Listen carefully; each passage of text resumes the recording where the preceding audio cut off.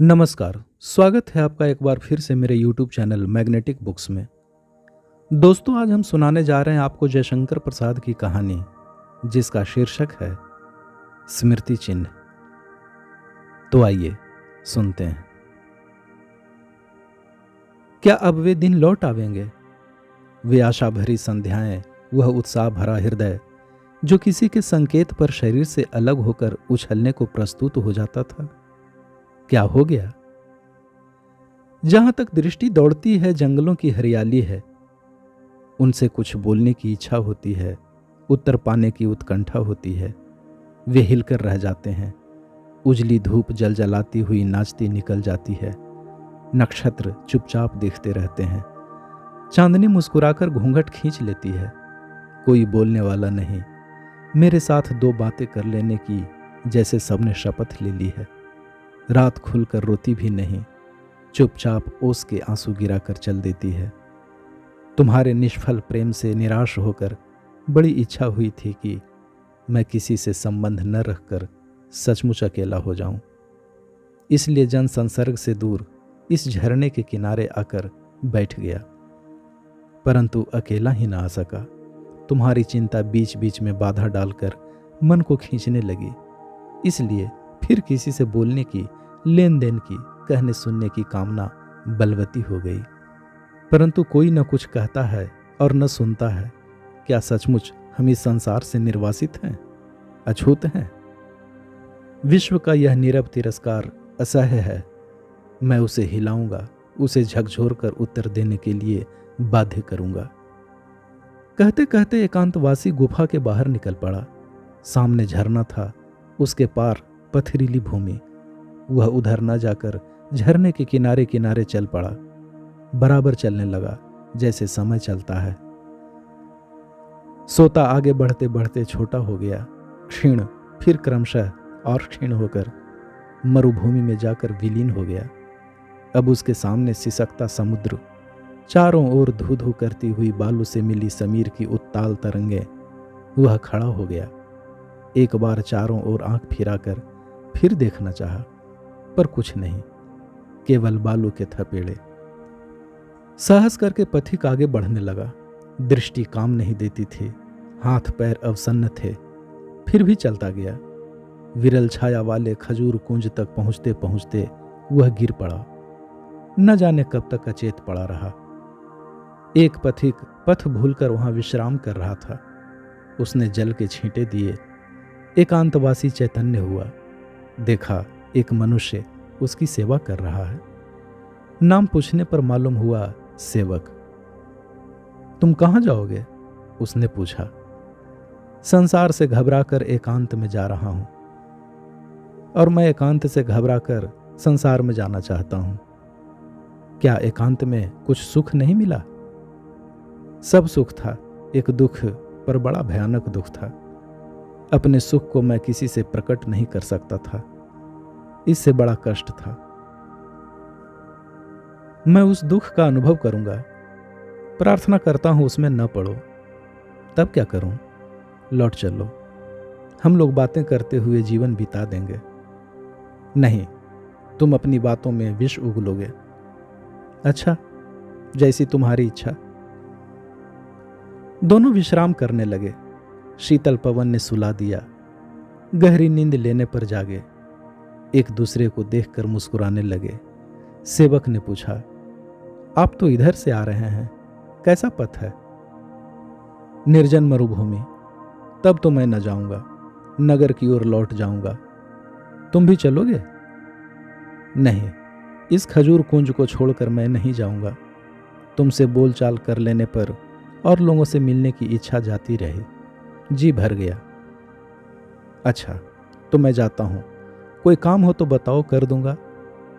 मेरा कोई काम नहीं। सोच लो। नहीं, वह तुमसे न होगा। देखूंगा, संभव है हो जाए। लूनी नदी के उस पार रामनगर के जमींदार की एक सुंदर कन्या है। उससे कोई संदेश कह सकोगे? चेष्टा करूंगा, क्या कहना होगा? 3 बरस से तुम्हारा जो प्रेमी निर्वासित है, वह खजूर कुंज में विश्राम कर रहा है। तुमसे एक चिन्ह पाने की प्रत्याशा में ठहरा है।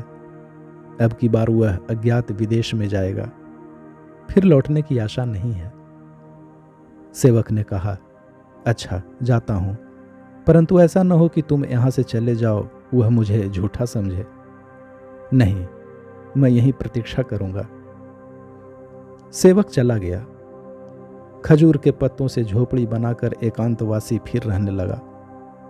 उसको बड़ी इच्छा होती कि कोई भूला भटका पथिक आ जाता तो खजूर और मीठे जल से उसका आतिथ्य करके वह एक बार गृहस्थ बन जाता, परंतु कठोर अदृष्ट लिपि उसके भाग्य में एकांतवास ज्वलंत अक्षरों में लिखा था। कभी कभी पवन के झोंके से खजूर के पत्ते खड़खड़ा जाते, वह चौंक उठता। उसकी अवस्था पर वह क्षीणकाय स्रोत रोगी के समान हंस देता। चांदनी में दूर तक मरुभूमि सादी चित्रपटी सी दिखाई पड़ती। कहानी का दूसरा भाग। मां भूखी थी। बुढ़िया झोपड़ी में दाने ढूंढ रही थी। उस पार नदी के कगारे पर दोनों की धुंधली प्रतिकृति दिखाई दे रही थी। पश्चिम के क्षितिज के नीचे अस्त होता हुआ सूर्य बादलों पर अपना रंग फेंक रहा था। बादल नीचे जल पर छायादान कर रहा था। नदी में धूप छां बिछी थी। सेवक डोंगी लिए इधर यात्री की आशा में बालू के रूखे तट से लगा बैठा था। उसके केवल मां थी। वह युवक था। स्वामी कन्या से वह किसी प्रेमी का संदेश कह रहा था। जमींदार को संदेह हुआ। वे क्रुद्ध हुए, बिगड़ गए, परंतु कन्या के अनुरोध से उसके प्राण बच गए। तब से वह डोंगी चलाकर अपना पेट पालता था। तमिश्रा आ रही थी। निर्जन प्रदेश नीरव था। लहरियों का कल कल बंद था। उसकी दोनों आंखें प्रतीक्षा की दूती थीं। कोई आ रहा है, और भी ठहर जाऊं? नहीं, लौट चलूं। डांडे डोंगी से जल में गिरा दिए। छप शब्द हुआ। उसे सिकता तट पर भी पद शब्द की भ्रांति हुई। रुक कर देखने लगा। मांझी, उस पार चलोगे? एक कोमल कंठ, वंशी की झनकार। चलूंगा क्यों नहीं, उधर ही तो मेरा घर है। मुझे लौटकर जाना है। मुझे भी आवश्यक कार्य है। मेरा प्रियतम उस पार बैठा है, उससे मिलना है।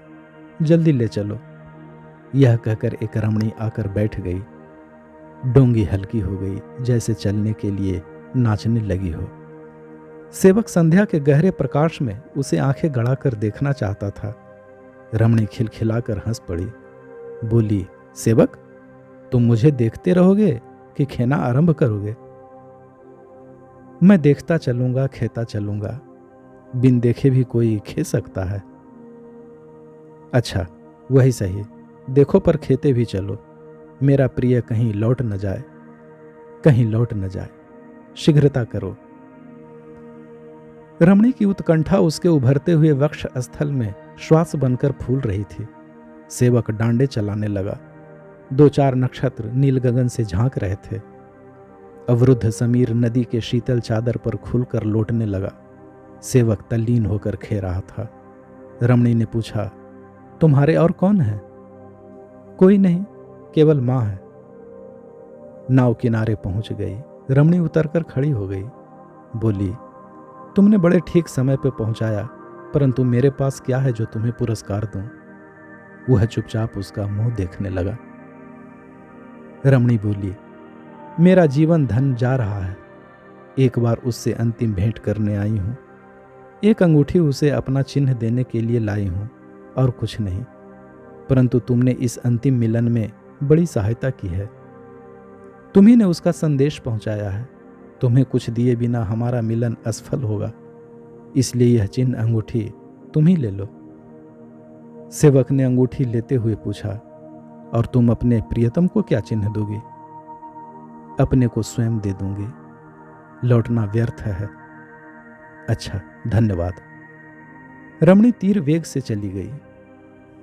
वह हक्का बक्का खड़ा रह गया। आकाश के हृदय में तारा चमकता था। उसके हाथ में अंगूठी का रत्न। उससे तारे का मिलान करते करते झोपड़ी में पहुंचा। मां भूखी थी। इसे बेचना होगा, यही चिंता थी।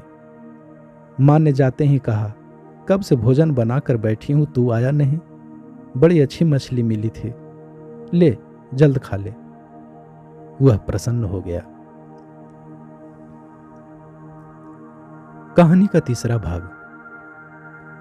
एकांतवासी बैठा हुआ खजूर इकट्ठा कर रहा था। अभी प्रभात का कोमल सूर्य खगोल में बहुत ऊंचा नहीं था। एक सुनहली किरण सी रमणी सामने आ गई।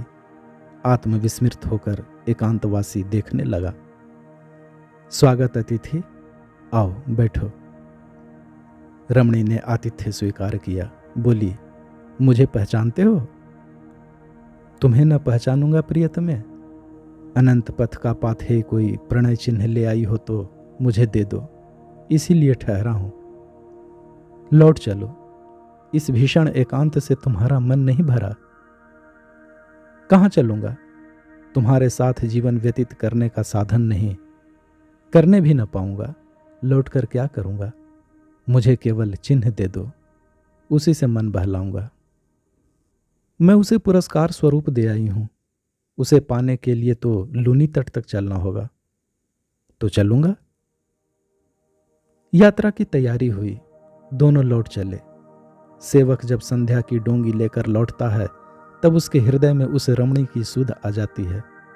वह अंगूठी निकाल कर देखता और प्रतीक्षा करता कि रमणी लौटे तो उसे दे दूं। उसे विश्वास था वह कभी तो आवेगी। डोंगी नीचे बंधी थी। वह झोपड़ी से निकलकर चला ही था कि सामने रमणी आती हुई दिखाई पड़ी। साथ में एक पुरुष था। न जाने क्यों वह डोंगी पर जा बैठा।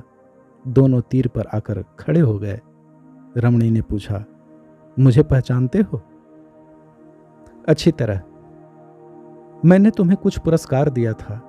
वह मेरा प्रणय चिन्ह था। मेरा प्रिय मुझे नहीं लेगा, उसी चिन्ह को लेगा। इसलिए तुमसे विनती करती हूं कि उसे दे दो। यह अन्याय है। मेरी मजूरी मुझसे न छीनो।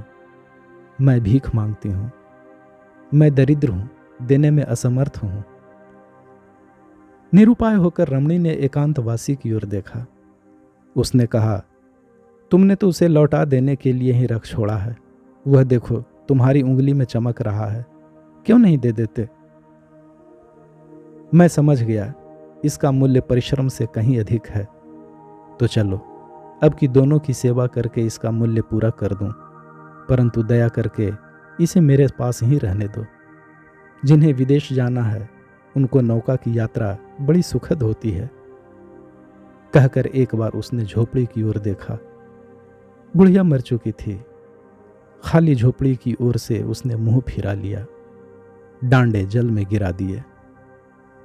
रमणी ने कहा, चलो, यात्रा तो करनी ही है, बैठ जाएं। एकांतवासी हंस पड़ा। दोनों नाव पर बैठ गए। नाव धारा में बहने लगी। रमणी ने हंसकर पूछा, केवल देखोगे या खेओगे भी? नाव स्वयं बहेगी, मैं केवल देखूंगा ही। धन्यवाद। यह आशा है दोस्तों ये कहानी आपको पसंद आई होगी। अगर पसंद आई हो तो इस वीडियो को लाइक करें और चैनल को सब्सक्राइब जरूर करें, क्योंकि इस चैनल पर आपको साहित्य जगत की श्रेष्ठ कहानियाँ ऑडियो फॉर्म में मिलती हैं। साथ ही समय समय पर बुक रिव्यू के कंटेंट भी आपको मिलते हैं। इसलिए चैनल को सब्सक्राइब जरूर कीजिए। धन्यवाद।